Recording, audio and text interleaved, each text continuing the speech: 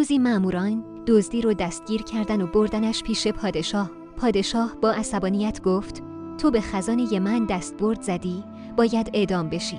در این لحظه یکی از وزیرها جلو اومد و گفت ای پادشاه، این مرد باهوشه، شاید اگه یه فرصت بهش بدی جبران کنه و به درد مملکت بخوره. پادشاه کمی فکر کرد و گفت قبوله، یه فرصت بهش میدم. اگه تونست مفید باشه زنده میمونه، اگه نه سرنوشتش مشخصه.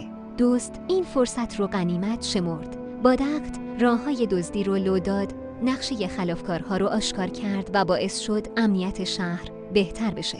پادشاه تحت تاثیر قرار گرفت. نه تنها بخشیدش، بلکه بهش مقام مشاوره امنیتی هم داد. یه فرصت میتونه یه خلافکار رو تبدیل کنه به کسی که شهر رو نجات میده. اگه بهت حس خوبی داد، لایک کن و برام کامنت بذار. با دنبال کردن کانال هر هفته یه حکایت تازه بشنو.